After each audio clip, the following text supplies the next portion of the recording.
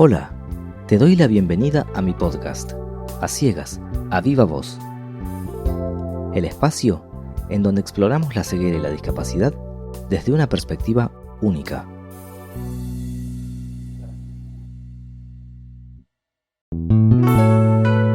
Hoy traigo un invitado muy especial al podcast.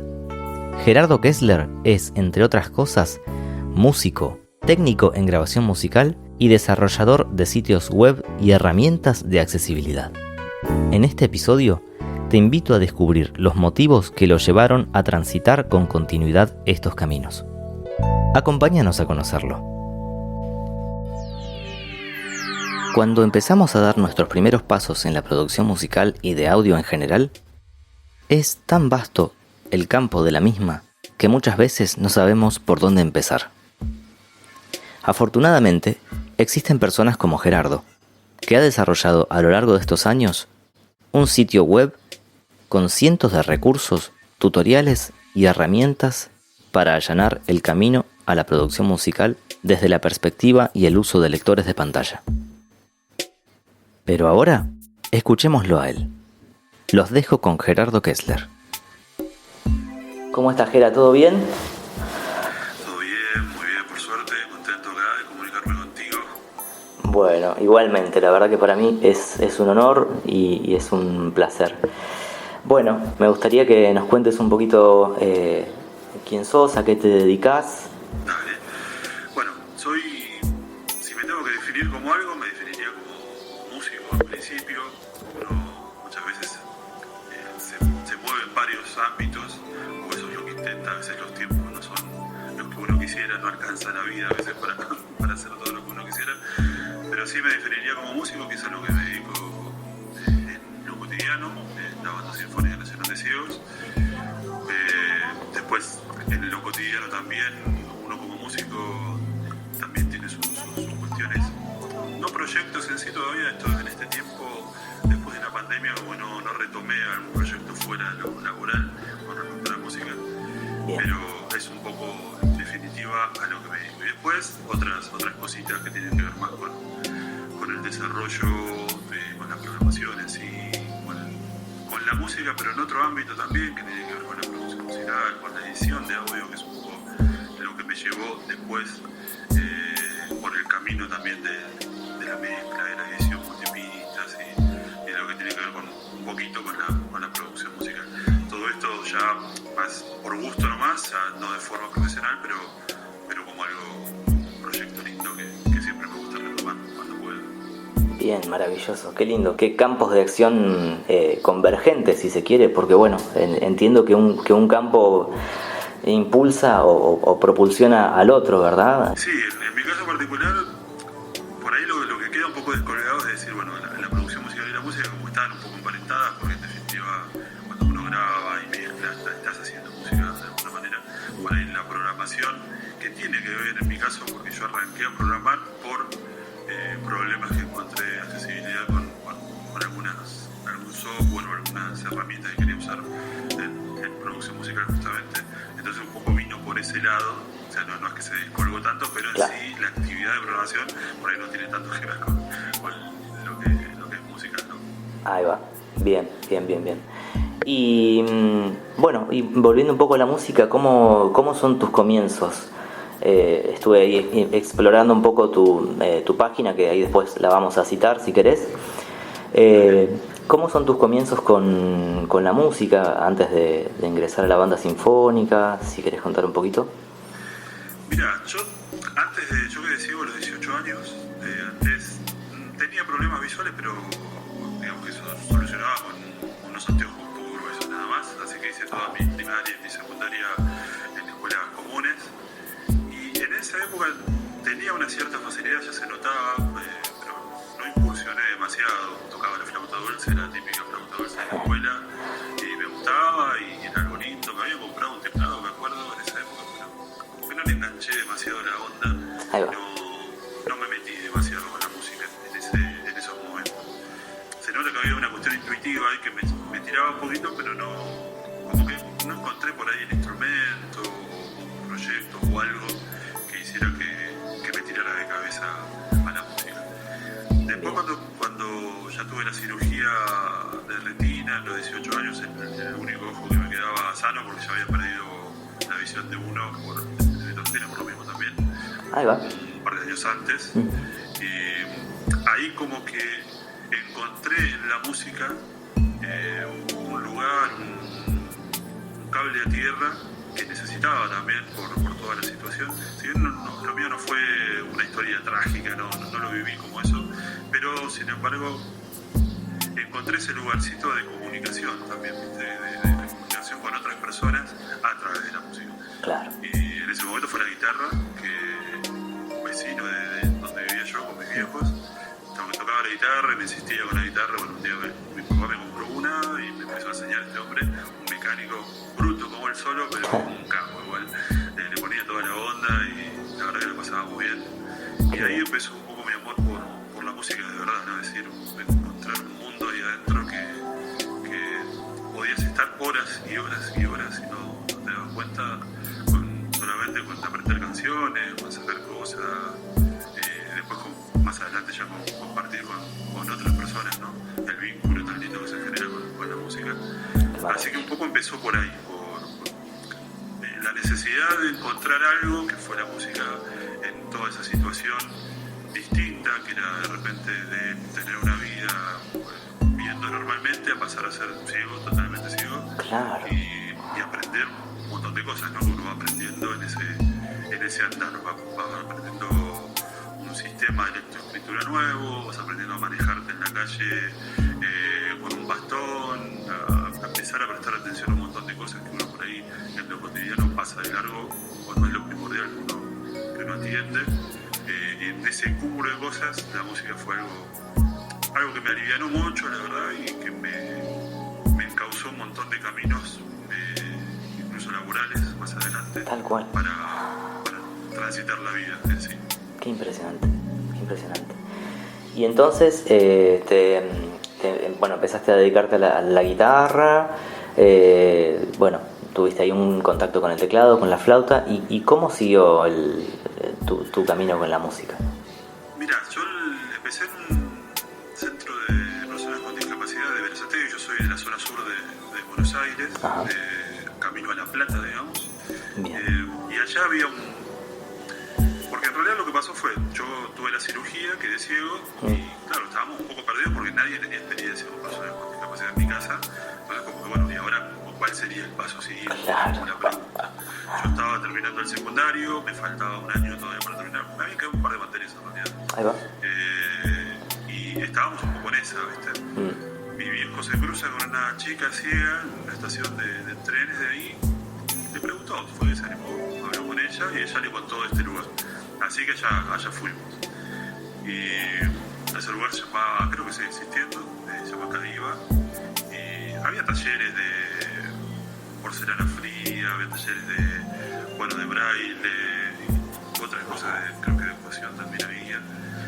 Y había de música, que un poco como yo estaba con la cuestión de la guitarra y de repente había taller de música, dije allá vamos. Así que me fui con mi guitarra en la espalda y encontré gente muy amorosa, gente muy entusiasta de decir, bueno, vos sos joven, tenés todo un camino por delante, esto tiene que ser solamente una parada en tu vida, pero de acá, siempre mirando hacia el frente.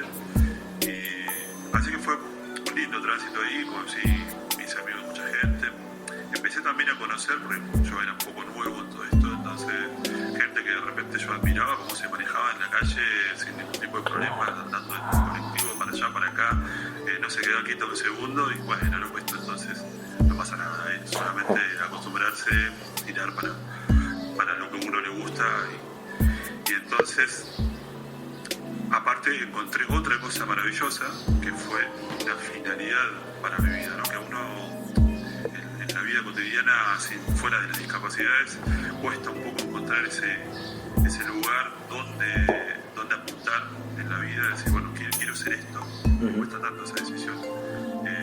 Acá se me presentó automáticamente cuando entré y me dijeron, mira, hay una banda sinfónica nacional que es para personas con discapacidad visual, que tiene vacantes para el ingreso de músicos ciegos, y vos sos músico, o sea, no hay mucho para charlar. Ya está. Así que era un poco empezar a recorrer ese camino. Yo ahí tenía 19 años.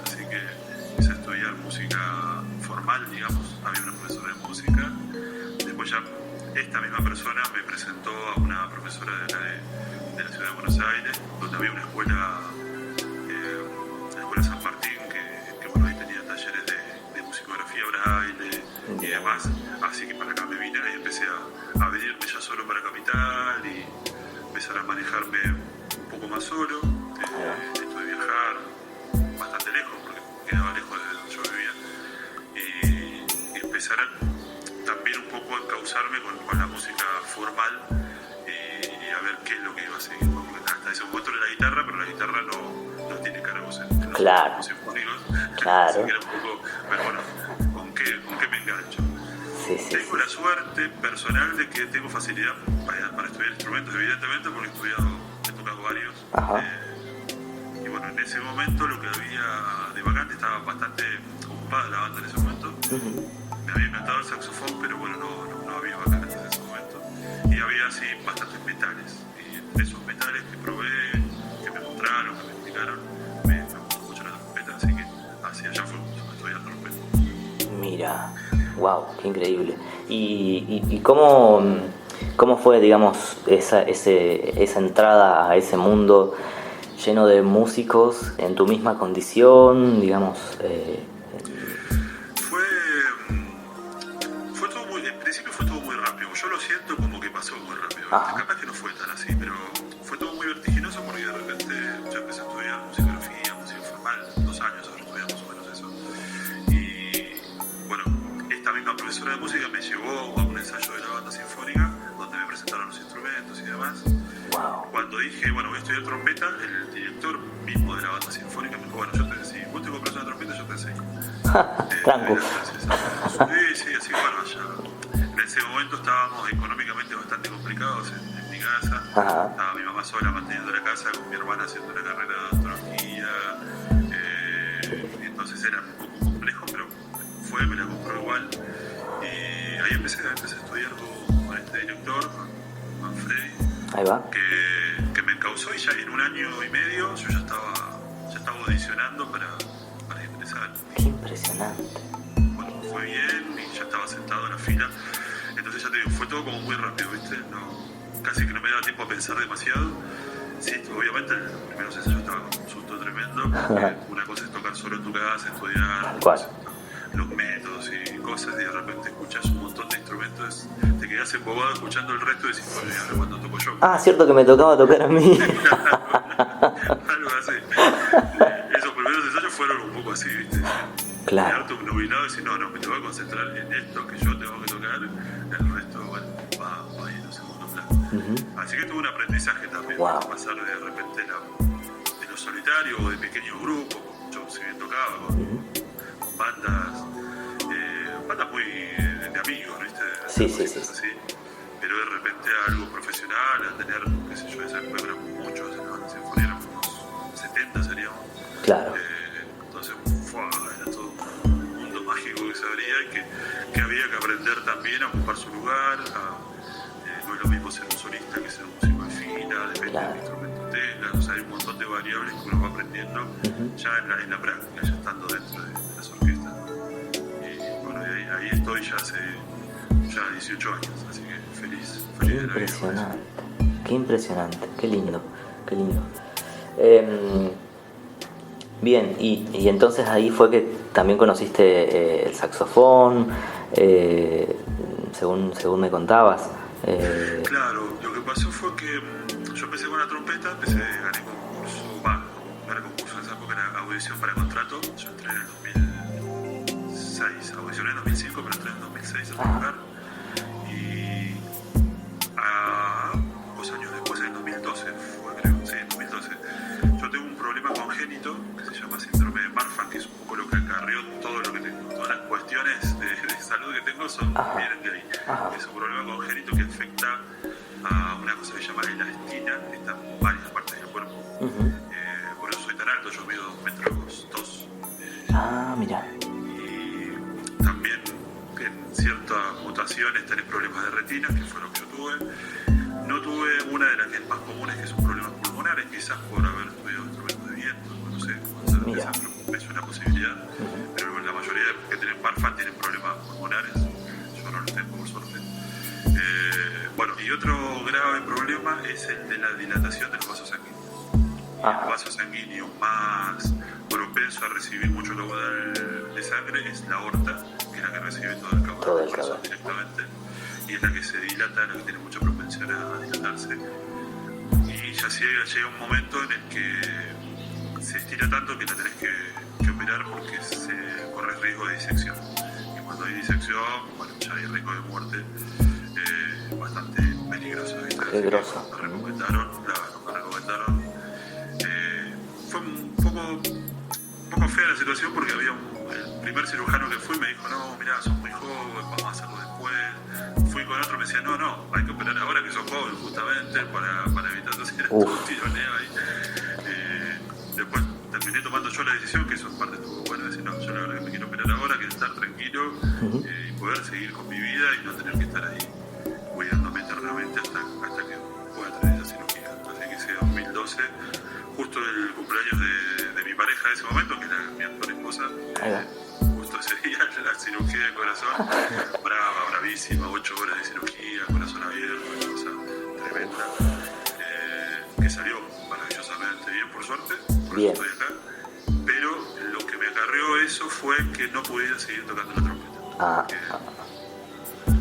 Digamos, la técnica que yo tenía con la trompeta y el instrumento en sí te requiere una presión cardiopulmonar que era medio complicada. Me dijeron, mira, o sea, no te va a pasar nada en el corto plazo, pero quizás tal vez te pueda llegar a perjudicar a largo plazo. Así que si vos tenés posibilidad de cambiar de instrumento para algo más liviano, sería mejor. Bien. Así que hablé con el director de ese momento, le planteé la situación y bueno, ahí empecé otra vez a la búsqueda, de decir, bueno, a ver para dónde puedo marchar. Cuando tocaba la guitarra me dice, ¿por qué no vas para el contrabajo? Me dice, es un instrumento de cuerda, por ahí. Y allá fui. Así empecé a estudiar contrabajo, conseguí un profe, 2 años de preparación, audicioné adentro con el contrabajo. Pero yo ya en ese momento, cuando empecé con el contrabajo, ya estaba perdidamente enamorado del saxofón. Ya me había comprado uno hace unos cuantos años, por las mías nomás, no lo había dicho nadie. Y tocaba en bandas de rock y eso, amigos de barrio y demás. Estaba con una banda así con la que tocaba siempre y andábamos para todos lados. Y era como decir, bueno, la verdad que me encanta el instrumento. Y cuando estaba el año porque yo estaba en la fila de contrabajo, pero no estaba con el cargo de contrabajista. Claro. Y entonces pensaba presentarme a un concurso y justo se dio que se abre concurso también para saxofón. Ahí va. Entonces eso me abrió un panorama y dije, uy, ¿ahora qué hago? Claro. Pensaba en realidad presentarme para los dos, iba a cometer esa locura. Y un compañero me dijo, nada, mira, no hagas esa locura, dice, agarrar, ¿qué es lo que te gusta a vos? El saxofón. Y bueno, prepárate para el saxofón. Claro. Que seguro que te va a ir bien. Así que bueno, me preparé para el saxo. Ese 2015 tan particular, porque fue el año que nos mudamos mi mujer a vivir juntos acá en la ciudad de Buenos Aires, que nació nuestro hijo, y fue ese año mismo que gané concurso para solista de saxofón, que es el cargo que actualmente tengo. Así que si hay un año que uno pueda recordar como que pasó todo lo lindo, bueno, fue ese 2015 para mí que sucedieron todas esas cosas. Qué bonito, qué lindo, qué maravilla. Qué maravilla. Así que ha sido un viaje por la música, por la salud, por una integración de cuestiones ahí. Qué zarpado, qué lindo. ¿Y qué papel, por ejemplo, tiene la producción musical en toda esta historia? ¿O va por otro lado? ¿Cómo viene la mano? Sí, un poco paralelo en cuanto a que cuando conocí a mi actual mujer, yo no tenía nada que ver, me gustaba así siempre me gustó la cuestión del audio y eso, pero nunca me había metido a hacer nada demasiado concreto. Y ella estaba haciendo, o iba a empezar, no vaya la chica todavía, estaba por empezar la carrera de productora de radio. Y dentro de la carrera de producción radial estaba la de edición de audio digital y demás, con el uso de software para tal fin, ¿no? Y claro, cuando yo la vi usando esa cosa, que estaba maravillosa, que vos le cargabas un audio y podía cortar y copiar y de repente duplicar, y a esto si yo le mezclo otra cosa, ¿se puede? Sí. Ya dijo, ¡fua! Ya me cansé y era como, ¡qué maravilla! Wow. Ahí me largué a empezar a trastear un poco por las mías también. Sí. Yo en realidad empecé a usar computadora recién cuando me decía, antes no tenía computadora. Mira. No llegué a conocerla como bien. si bien hubo en la escuela, pero creo que tuvimos 3 clases en un año de computación. Claro.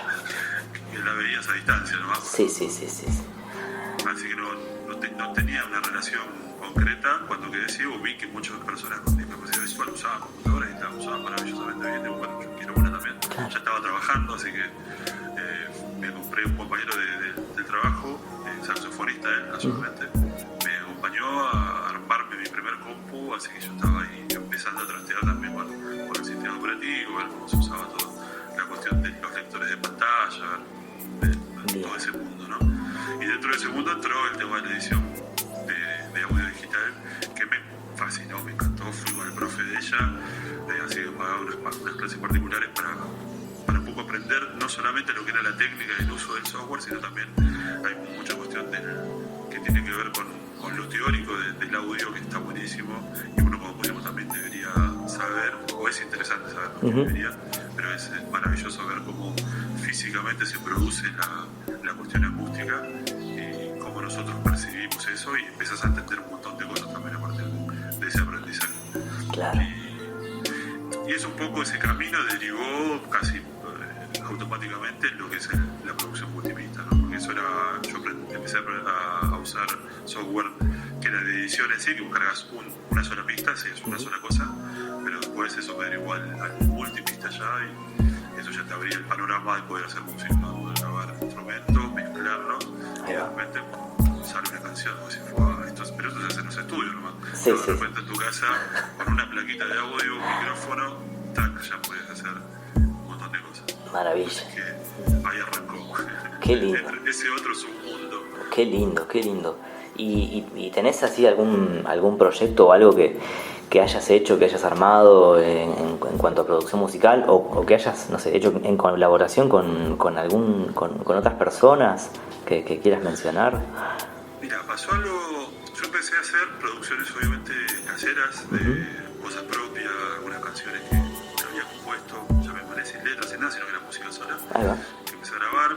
Mi mujer le gusta cantar, canta muy bien, así que es un poco vergonzosa, así que la tuve que convencer de grabar algunas cositas. Así que grabamos. En esa época no estaba tan en boga la cuestión del Spotify, del pasar todas esas cuestiones por las diferentes plataformas, entonces como que no lo difundí demasiado, solamente quedó un proyecto que lo pasamos entre la familia, entre los conocidos, y ahí nomás, no mucho más. Ahí va. Y algunos proyectitos también que había hecho yo, que en forma particular, grabando guitarra, grabando piano, aprovechando que tocaba algunos instrumentos, grabando la trompeta. Ay, qué linda que es esa etapa, sí. Sí, grabando cositas que era todo muy lindo, a mí me encantaba, estaba horas y horas con eso. Y encauzaba un poco todo lo que me gustaba, porque de repente era encauzar la música, encauzar la cuestión de la computadora, con el software de audio digital y todo eso. Entonces era una gran sopa que a mí me encantaba, y la verdad que estaba muchísimo tiempo con eso. Qué lindo. ¿Y qué software usabas en ese momento? Cuando empecé usaba el Soundforge, el primer programa de audio digital, y cuando empecé con multipistas, el único que había, creo, para Windows, que era más o menos usable, era el Keybook Sonar, que fue durante muchos años utilicé hasta que empecé a usar Reaper. Claro. Que bueno, esa fue otra historia, ¿no? Pero ahí va. aparte había una comunidad muy linda también, que en esa época era de correos electrónicos, no era a través de WhatsApp.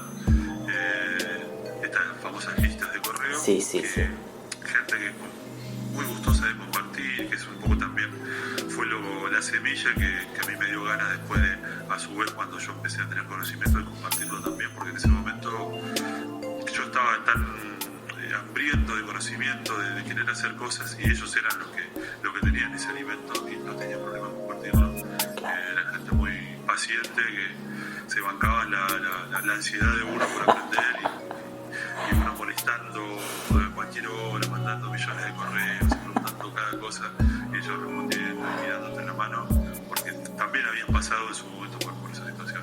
Claro.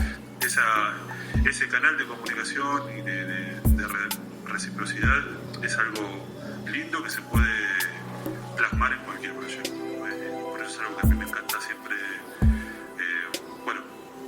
presentar, ¿no? Es algo que me gusta compartir, es el hecho autoconocimiento y el conocimiento colectivo, porque vos compartís lo que sabés, pero a la vez también estás absorbiendo conocimiento de otras personas, porque otro que por ahí no sabe tanto, pero que de repente descubrió una cosa y te lo comparte y se va creando toda una comunidad de conocimiento que es lo que realmente alimenta al software libre en primer lugar. Claro. Por eso hay tantos proyectos lindos de software libre y también otros proyectos que por ahí no son de software, pero que son de otro tipo de cosas que cuando se crean esas comunidades son realmente muy buenas, te aportan muchísimo a uno que quizás cree saber un poco más y al que recién está arrancando sobre todo, ¿no? Claro, tal cual. Y me preguntabas por proyectos. Sí. En ese momento iba un poco por ese lado, estaba creando así cancioncitas y cositas en particular, pero después, mucho tiempo después, mucho más adelante, ya no usando Sonar, sino usando Reaper. Yo ya venía dando clases de Reaper, de hecho me había metido mucho en una época con Reaper porque me encantó. Es un software espectacular que valía $30, que podías usar de forma gratuita sin problema, y que iba teniendo un desarrollo de accesibilidad. Había mucha gente y gente muy capaz aparte detrás del desarrollo de accesibilidad, y era, de repente podías hacer de todo. Podías crear automatizaciones, podías crear un montón de cosas maravillosas. Ahí va. Y se dio que, bueno, primero armamos una banda con mis compañeros del trabajo, que nació como una necesidad de tocar por tocar, de sacarnos de encima un poco a Beethoven, a Mozart, toda la cosa escrita, de decir, bueno, vamos a rockear un poco y a divertirnos un poco haciendo música, a divertirnos equivocándonos un poco. Y como éramos amigos, y de repente, bueno, la batería vos tocas la bata, vos tocas el bajo, saxofones, guitarras. Y se armó una cosa linda que disfrutábamos de hacer, y de repente dijeron, che, si grabamos algo, yo ya me había comprado, tuve el MTJ, aparte un estudio de grabación, que un poco se truncó porque la verdad que para montarte el estudio necesitas primero mucho dinero, después cuesta mucho, hay mucho estudio que juega más con el renombre que con otra cosa, entonces es muy cuesta arriba realmente montar un estudio y hacer de ese estudio que te sirva realmente, que sea algo laboralmente útil, ¿no? Claro. Así que bueno, compré las cosas, pero me las guardé para mí, para proyectos personales, pero no llegué a hacer ese proyecto. Así que dijimos, bueno, vamos para adelante, grabamos. Así que grabamos una canción con los chicos, hicimos mashup, le llaman, creo, cuando unís dos canciones. Mira, y pues. habíamos hecho, sí, así hicimos toda la introducción de un tema de Metallica, ¿cómo se llama este? Enter, no sé qué, Sandman. Ajá, no lo con la conozco. canción de Peter Gunn. Ahí va. Ahí Hicimos va. una mezcla de esas dos canciones que quedó buenísimo. Wow. Y eso lo grabamos todo. Una batería, un loco amigo que tiene una batería digital, esta batería Sí, eléctrica, claro. Eléctrica. Ajá. Y el loco que toca el bajo, grabamos el bajo acá en mi casa, otro loco que toca la viola, se vino subiendo a mi casa, yo grabé los saxos, él grabó otro de los saxofones, porque es saxofonista también. Ahí va. Y quedó, la verdad que me encantó ese proyecto. Qué divertido, qué lindo. Pero lo más, yo sé que me lo ibas a preguntar después, pero ya te lo voy adelantando, Sí. fue lo más desafiante realmente que pasó en pandemia. De repente nos encontró la pandemia a todos, sobre todo a organismos musicales que de repente se juntan 40, 50 personas en un mismo espacio. Era algo absolutamente impensado en época de pandemia, así que no pudimos trabajar básicamente, no pudimos hacer cosas juntos. Y estábamos un poco ahí en la expectativa de ver cómo seguimos, ¿viste? Nadie sabía bien cuánto se iba a estirar esto, a dónde iba a terminar toda esta historia. Y había una necesidad de seguir trabajando, de seguir haciendo cosas, porque de repente pasó de un día para el otro. De repente empezamos a ensayar en marzo de ese 2020 y de repente dijeron, no, mira, ya no se puede ensayar más porque no puede haber tanta cantidad de personas en un mismo espacio, bla, bla. Y en medio de todo eso, un par de compañeros míos se empezaron a mandar grabaciones de fragmentos de obra por WhatsApp. Entonces, grababan los metales, empezaron esa historia, los trombones. Se pasaban, che, mira, grabé la primera voz de tal obra, yo grabo la segunda y la mezclaron. Claro. Entonces tenían un pedacito de una obra mezclada. Cuando me pasa eso dije, se me prendió la lamparita y dije, che, pero podemos hacer algo. Inclusive de esta forma, podemos hacer proyectos.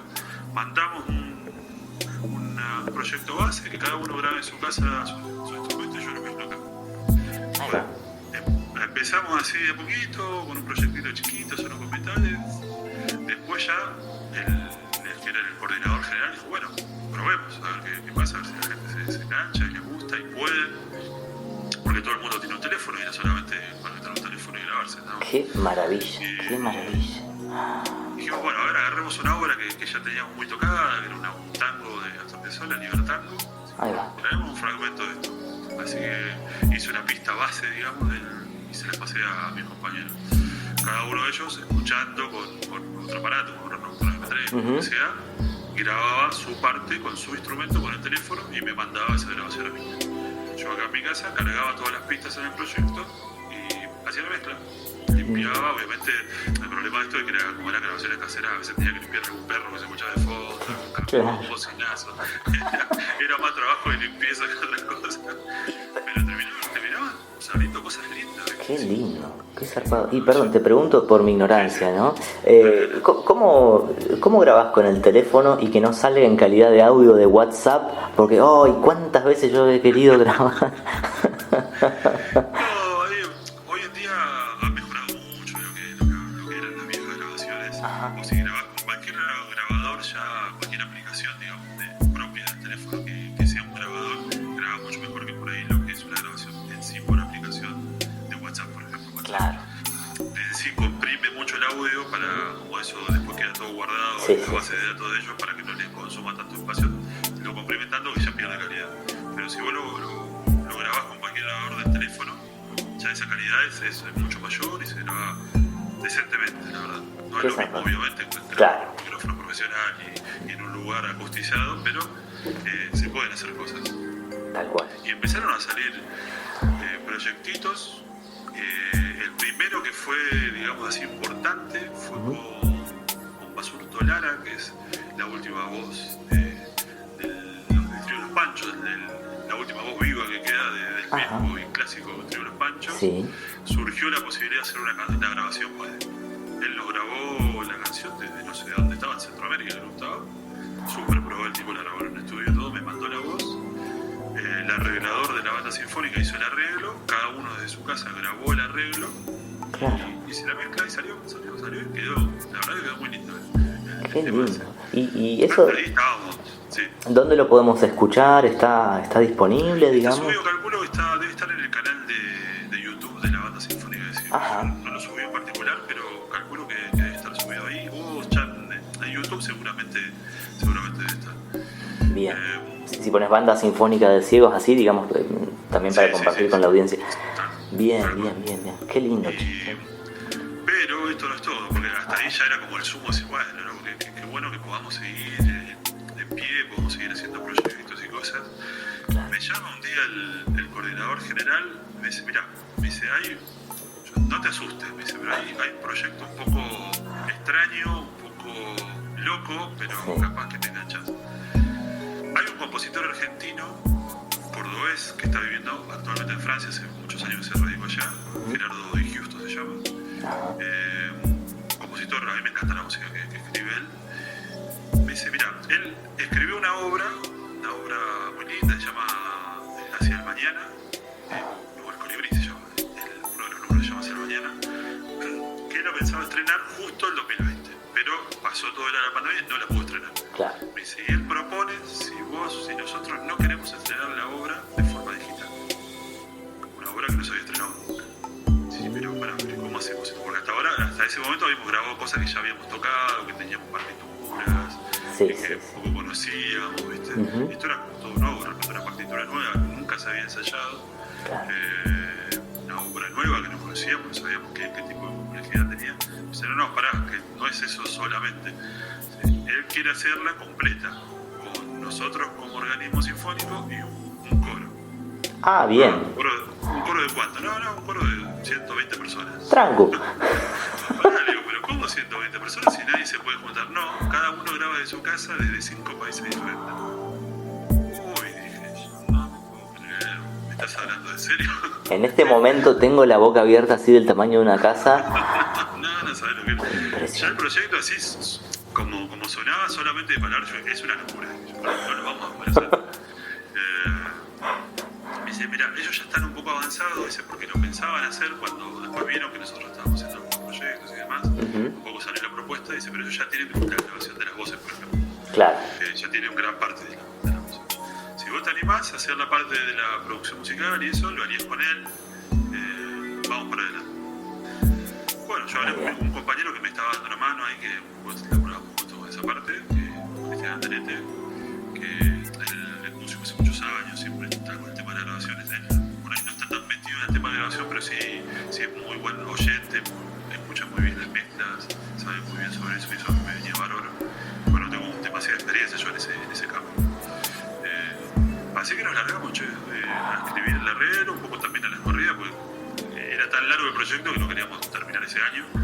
Las partituras así, formato dictada, digamos, cada uno estudiándola, empezaron a enviarme las partes tocadas, un poco como habíamos hecho con los otros proyectos, y me mandan después las pistas del coro. De repente yo abro un proyecto de Reaper y tenía unas 200 no, pero unas 130 pistas cargadas en el proyecto, con todos los instrumentos de la banda y con cada una de las voces de esos 5 coros que eran de Rusia, de Tailandia, de España, de Francia y de algún otro país que me estoy olvidando. Qué locura, porque la letra de la obra, porque era un oratorio ecológico que escribió este tipo, que es muy lindo, la verdad, muy lindo. Así que si pueden escucharlo, se llama El Colibrí, de Gerardo de Houston. Y claro, la letra de esa obra estaba en diferentes idiomas. Entonces estaba en una parte en español, entonces cantaba el coro español, después estaba en inglés y en otros idiomas. Y bueno, y empezó toda la maratónica de mezclar todo eso en el proyecto. Un poco ahí intentando acordar con el director del coro, que a veces es medio complicado ponernos de acuerdo, porque el director del coro tenía un criterio, el director el autor de la obra tenía otro criterio, yo tenía otro criterio de mezcla, y así estábamos un poco, uno de Francia, el otro no sé de dónde, yo de acá, llamándonos a cualquier horario, porque si vamos a tener horario internacional, es una locura. Bueno, todo eso terminó siendo un proyecto que salió muy bien, que eso lo pueden buscar también, eso seguro que está, porque estaba subido por el canal oficial del Ministerio de Cultura, que es la obra de Gerardo de Houston, El Colibrí. Y esa mezcla que escuchan ahí, que van a escuchar, está en la banda sinfónica, está grabada, y todo el coro, toda la banda sinfónica, cada uno desde su casa grabando con lo que tuviera, sea un grabador digital, un teléfono, la computadora, etcétera, etcétera, etcétera. Y ese fue realmente un desafío que yo dije, bueno, ya te digo, al principio creí que no íbamos a poder hacerlo, por lo que la dificultad que presentaba coordinar todas esas voluntades juntas. Y salimos. Realmente fue maravilloso cuando eso pudo salir a la luz, que de hecho después hicieron un video y todo. La verdad que quedó muy lindo. Fue un orgullo para nosotros haber podido plasmar un proyecto de ese calibre, estrenando una obra de un autor argentino radicado en otro país, estrenarla acá en Argentina de forma digital, de esa forma, todo ese proceso pandémico. Sí. Qué impresionante, qué lindo, qué maravilla, y la verdad es que, bueno, a mí en lo particular me llena de emoción y me dan ganas de estar ahí con ustedes. Sí, por supuesto, fueron muy lindos. Después a su vez, ese proyecto abrió otro, ya cuando empezamos a trabajar presencialmente, que se empezó a abrir de a poco, no ensayábamos todos con el ensayando de forma parcial, sale otro proyecto más, surge, que me lo proponen a mí también de grabarlo, que fue con Ligia Pino. Qué bonito. Sí. Voces más hermosas que el ambiente del rock, que también canta ya hace otros estilos. Y bueno, yo encantadísimo, ¿viste? Aparte de grabarla a ella en persona, era wow, mira, un honor. Así que también un poco ahí fue todo más lioso, porque yo no contaba con toda la parte técnica, o sea, no contaba con la cantidad de micrófonos necesarios para grabar una sinfónica. Así que empezamos ahí un poco a rejuntar voluntades. Este amigo mío, compañero de trabajo, que tenía bueno, hace música en vivo y hace sonido en vivo, también tenía mucho hardware también, así que se trajo sus micrófonos. Ahí prestaba placas a otro ex compañero de trabajo que se jubiló hace unos años. Él tenía una placa grande de oro, así que rejuntando todo eso, empezamos a fuimos grabando por familias, y bueno, clarinetes, flautas, saxofones y demás. Y por último, la flotilla del postre, ya cuando estaba todo plasmada en la parte de la base, la convocamos a Ligia Pino, así que se vino a la sala de ensayos y grabó su maravillosa voz. Así que la estuvimos ahí grabando, y también quedó un tango de Astor Piazzolla muy lindo, Chiquitín de Bachín, que está con la música grabada por la Banda Sinfónica Nacional de Ciegos, grabada en nuestra sala de ensayo, y la voz de ella, todo salido de ahí mismo, ¿no? De mi pobre computadora bancándose todo eso y todas esas voces. Claro, porque yo me imagino el proceso de edición, las horas de laburo. La verdad que fue mucho trabajo. Si me preguntás si lo haría 100 veces más, y ya no sé si lo haría tantas veces. En ese momento fue un desafío lindo, claro. Sobre todo por lo que implica esto mismo, ¿no? Al no grabar profesionalmente, tener mucho trabajo para hacer que eso que suena casero suene bien. Claro. Hay mucho laburo ahí de preproducción. Después lo otro es ya más trabajo relajado, más lindo, de hecho se disfruta mucho ya cuando empiezas a mezclar, ya empiezas a ver cuestiones más artísticas, pero lo otro es el trabajo pesado de empezar a sacar los ruidos, las voces de fondo, claro. Y todo lo que se escucha cuando uno graba así desde la casa. Qué lindo. Pero bueno, todo eso me regaló a mí la producción musical, el poder trabajar con soporte de pista, la banda sinfónica, y todo eso se pudo plasmar en esos proyectos, que aparte nos dieron la oportunidad de, en ese momento tan complicado para mucha gente, para muchos organismos, medio que casi que no pudieron cerrar, nosotros pudimos hacer proyectos y proyectos de ese calibre, ¿no? Que no es broma. Tal cual, qué maravilla.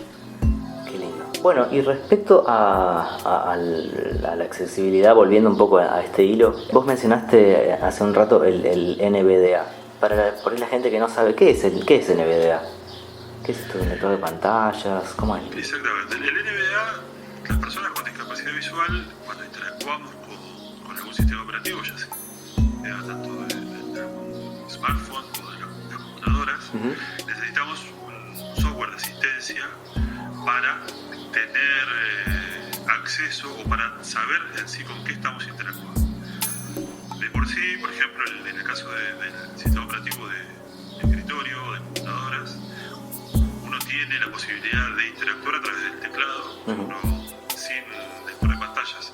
Por ejemplo, entra a una web o en el escritorio mismo empieza a mover las flechas del teclado, se va a mover entre los iconos del escritorio, o cuando está en una aplicación, si va tabulando con esa teclita que está a la izquierda de la mano, de repente el foco del sistema se va a ir moviendo entre los diferentes controles de esa aplicación o de esa ventana, de esa interfaz gráfica en realidad que nosotros estemos utilizando.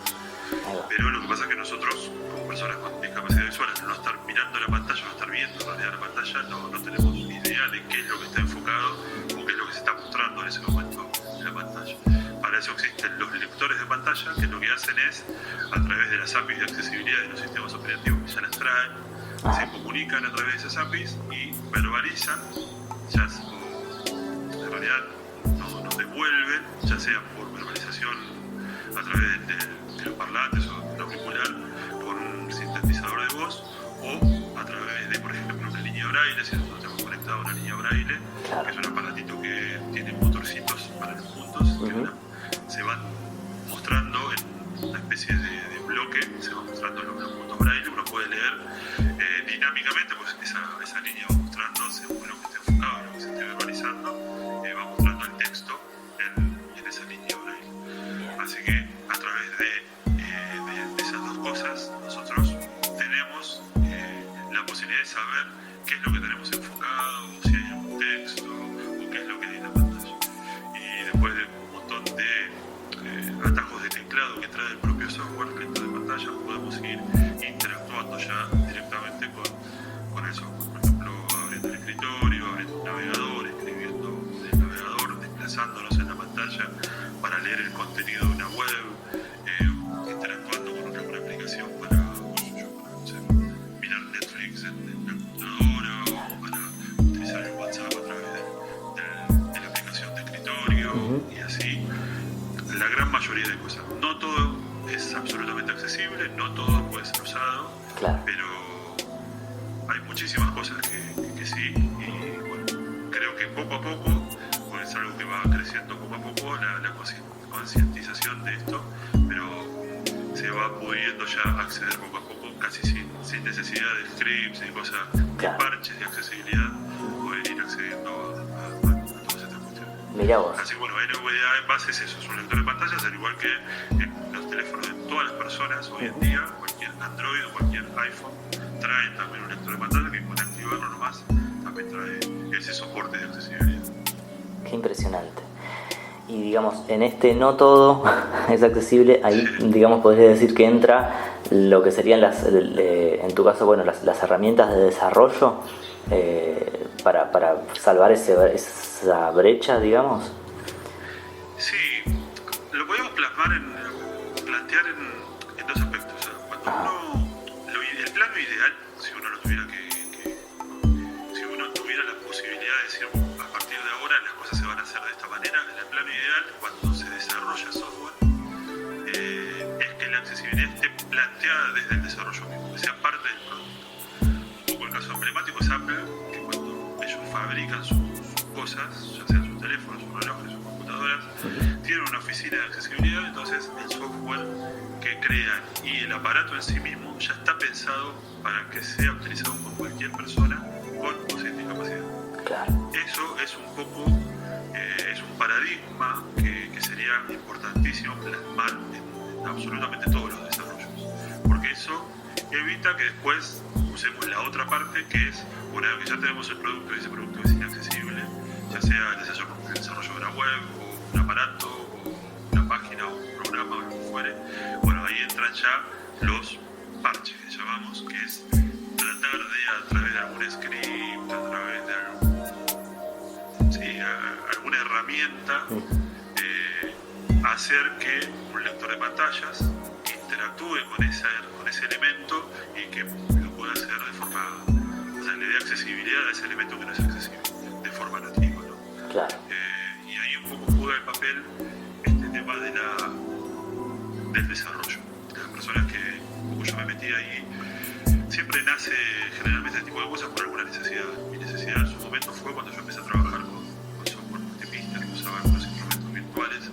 La gran mayoría de esos instrumentos virtuales en esa época eran inaccesibles, aparece como una interfaz, una ventanita, que es ventana hija de la ventana principal, que el lector de pantalla no se entera de nada. Vas pasando por ahí y no pasa nada. No tenés acceso a ningún control de todo lo que aparece en esa pantalla. Claro. Y era absolutamente frustrante porque uno quería hacer cosas, se sabe que se podía hacer un millón de cosas con eso y uno no podía hacer absolutamente nada. Claro. Un poco por esa necesidad sabida de la existencia de desarrollo de scripts por un lenguaje de programación que se llama AutoHotkey, es un lenguaje bastante antiguo que se usa para scripting en Windows. Ajá. Para automatizar tareas se usaba sobre todo. Wow. Pero que tenía un apartado muy útil, que era el de poder utilizar las coordenadas de pantalla para hacer diferentes acciones. Entonces vos, por ejemplo, podías hacer que alguien sin discapacidad pusiera el mouse sobre un botón de la pantalla, vos capturás la coordenada de ese botón, entonces vos le creas un acceso directo y cuando vos abrís ese software, ya a realizar ese acceso directo, presionar ese botón que por defecto es inaccesible. Claro, mirá qué ingenio también, ¿no? Porque hay que buscarle ahí la vuelta, qué bárbaro, qué impresionante. Entonces, de repente me abrió un panorama, ¿viste? Decir, bueno, tengo la opción de poder hacer cosas accesibles, al menos en parte, ¿no? Hacer absolutamente accesible algo es muy costoso de tiempo, muy costoso de laburo, que bueno, a veces no vale la pena porque es algo que uno va a usar poco y por ahí no va a usar en la totalidad. Claro. Así que lo que hacía era con mi mamá, en esa época estábamos en pandemia todavía, porque yo empecé a programar, digamos, a aprender a programar o a interesarme por la programación en pandemia. Ahí va. Realmente empecé a quedarme con mucho tiempo libre, no podía trabajar, no podía hacer más que estar con mi hijo que era chiquito en ese momento. Claro. Mi mujer y mi hijo, que éramos los tres nomás que estábamos en casa. Sí. Y dije, bueno, capaz que sea el momento. Yo había empezado a ver un poquito de programación antes de la pandemia, pero no tenía mucho tiempo, así que no había podido incursionar mucho y ahí de repente se me abría el panorama como para decir, bueno, ahora el tiempo lo tenés, no hay excusa. Así que empecé a ver un poco cómo era el tema del código, que uno genera Claro. Visto como un chino básico que sabe el código en inglés. Esto es imposible. Hay que ser, no sé, trabajar en la NASA para poder hacer cualquiera de estas cosas. Y no, en realidad no es nada más alejado que eso. No voy a decir que es algo fácil, es una curva de aprendizaje bastante amplia, pero digamos, uno puede apuntar a un montón de lugares. Pues, obviamente, si pretendes ser un desarrollador senior para trabajar en una empresa, sí, vas a tener una curva de aprendizaje de muchos años, vas a tener que aprender un montón de tecnologías y te va a llevar un montón de tiempo y trabajo y esfuerzo. Pero de repente, para empezar a hacer cositas, para cosas muy puntuales y muy poco tiempo lo realizar, que fue lo que me pasó a mí. De repente yo en un mes estaba haciendo scripts y estaba tan engolosinado en ese momento, mi papá también, ella estaba por contar. Conectábamos a través de un software que se llama TeamViewer, que vos podés proyectar tu escritorio, el escritorio de tu máquina, en el escritorio de la otra persona que esté conectada. Entonces ella movía el mouse desde su casa, mi mouse, y enfocaba, digamos, los distintos puntos de la pantalla que yo necesitaba enfocar para crear estos atajos de teclado. Y de esa manera iba creando los diferentes scripts para las diferentes cosas que yo necesitaba. Qué genial. Y así empecé a construir. Empecé con esos scripts y yo me empecé a cocinar con la programación y dije, bueno, ¿y la web cómo será? Entonces empecé a estudiar un poco de web, ya ahí sí estudiando con un profe, ver cómo era el lenguaje HTML, cómo era el tema de la construcción. Empecé a alquilar un sitio, no me sale ahora la palabra, donde se aloja la web. ¿Un servidor? Un servidor. Sí. Un servidor donde empecé a alojar la web y ahí empezó toda esa otra historia también, pero que estaba muy emparentada con el tema de la programación, porque me encantó. Realmente empecé también a estudiar otros lenguajes. Python, por ejemplo, es un lenguaje maravilloso que hoy está muy en boga por el tema de la inteligencia artificial. Ahí va. Pero está aplicado en un montón de campos: en el campo de la Big Data, en el campo de la misma web también, porque se usa en algunos servidores, se usa también como lenguaje backend. Bueno, a mí me interesaba porque dentro de lo que es NVDA está basado en este lenguaje de Python, está escrito en este lenguaje, aparte de otras cosas que están escritas en C, pero se pueden desarrollar lo que se llaman complementos, que son como pequeños scripts o pequeños programitas que vos les podés añadir al lector de pantallas con algunas funcionalidades extras, como por ejemplo hacer accesible o hacer más cómodo el uso de la aplicación, o de repente acceder a información que para poder acceder sin un script tras 3 horas, porque tenés que hacer un montón de cirquerías ahí para llegar a eso. Entonces con estos complementos vos facilitas eso. Así que me encantó esa parte y ahí me metí también a desarrollar ese tipo de cosas. Qué bien. La verdad que es enorme, es inmenso y bueno, me encanta porque a mí, por ejemplo, en lo particular, vos hablás de eso y digo, claro, hay tantas aristas en las cuales me toma el interés, digo, que es impresionante. A veces a mí me pasa que, bueno, me limito un montón en cuanto a, bueno, yo voy a agarrar y voy a abrir camino al andar y capaz el hecho de contactarme con otra gente como vos, por ejemplo, me da la oportunidad de ver que, mirá, fíjate que hay gente que ya hay caminos abiertos, es cuestión de animarse y bueno. Hoy en día tenés una gran ventaja que por ahí no había hasta hace unos años, que es que hay mucha información y mucha información en español. Claro. Uno de los grandes temas con la programación en sí es que los lenguajes de programación están escritos en inglés. O sea, la programación un poco nació por allá, por esos canales gringos. Sí. Entonces todo está escrito en inglés, lo que no impide que no puedas hacer nada, porque de hecho yo no sé inglés, pero sí es verdad que uno conociendo el inglés por ahí se te hace un poco más tranquilo el caminar, porque como el software es intuitivo, así es lo que hace la programación, los lenguajes estos, que hay un millón de programación que uno puede aprender, pero están los que se consideran de bajo nivel y de alto nivel. Los de bajo nivel son los más complejos porque ya se acercan más al lenguaje máquina, el lenguaje binario, el lenguaje que entiende en sí la computadora, Claro. que ya es mucho más duro, ya no hay un lenguaje casi coloquial, no hay palabras en sí que uno entienda, sino que son más símbolos y cosas, que es muy difícil. Claro. Pero después están los lenguajes de alto nivel, que son, por ejemplo, Python, Java, PHP, todos estos que se usan para la mayoría de los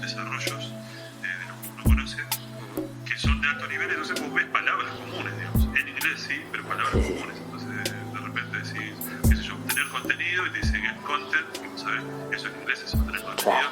Entonces eso ayuda muchísimo a la hora de uno empezar a programar, porque son palabras, sí, tienen una cierta sintaxis que tenés que respetar, la mayúscula es mayúscula, si hay un espacio hay un espacio, si hay unos paréntesis paréntesis, pero más allá de esas reglas hay un lenguaje natural que uno puede aprender. Y aparte de eso, hay información en español que uno puede hoy en día empezar a trastear, y eso te facilita mucho. Las inteligencias artificiales hoy en día facilitan mucho. De hecho, muchos están programando, que no es lo ideal en realidad, pero si por ahí tenés un proyecto muy concreto que querés hacer y de repente no te querés hacer una carrera de programación, bueno, sos un poco la guía y podés hacer proyectitos o solucionar algún problema muy concreto que te detrás. Y hay muchas herramientas, así que está lindo el panorama para meterse con toda esta historia. Qué impresionante, qué lindo, qué lindo. Bueno, no sé si quisieras compartir algo más o que dar algún consejo a quienes estamos dando nuestros primeros pasos en programación, en desarrollo, en accesibilidad en música, no sé.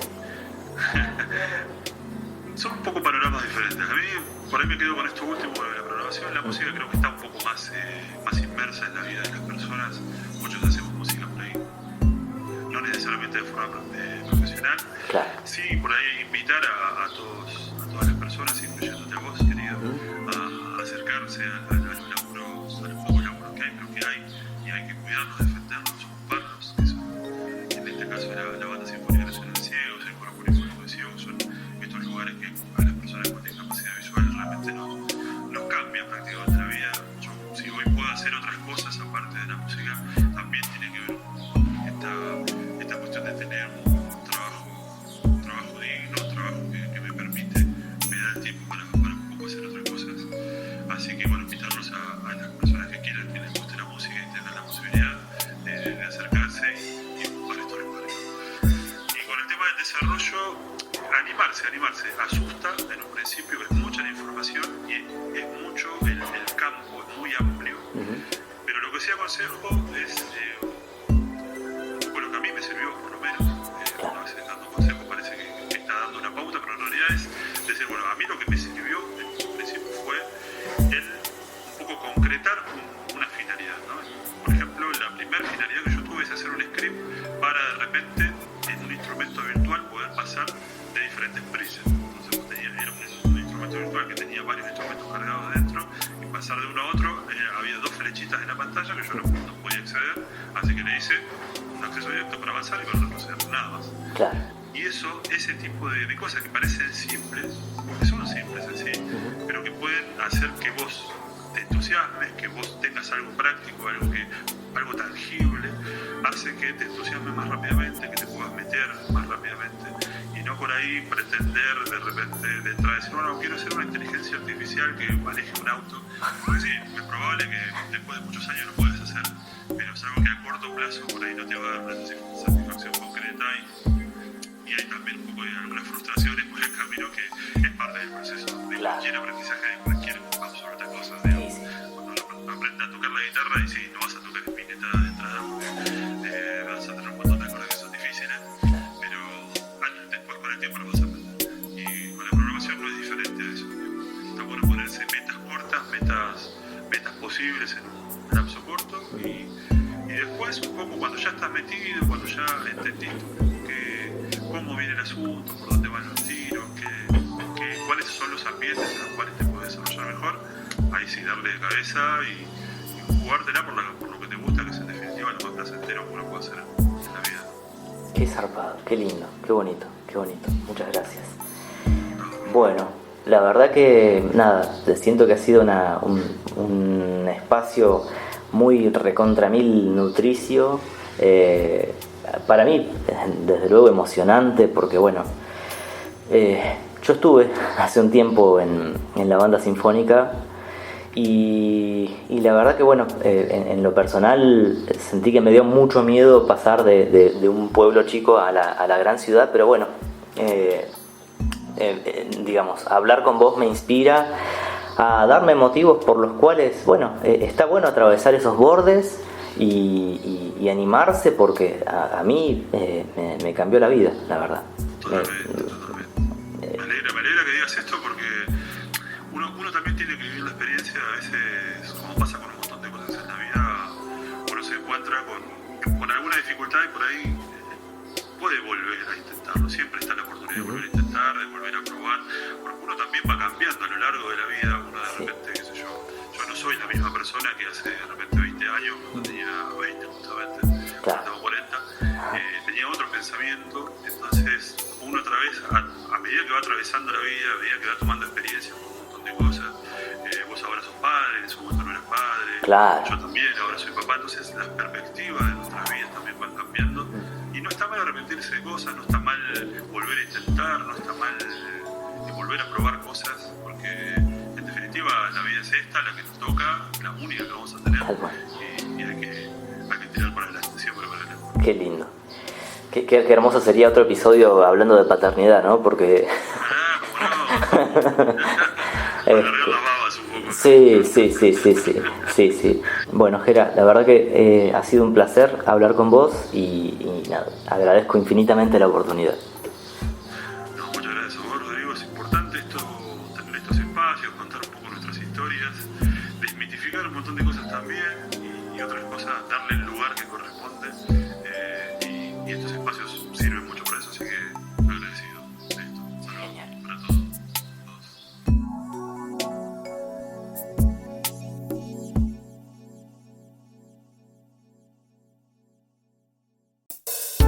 Si te gustó este episodio, dale me gusta y suscríbete para más contenido nuevo.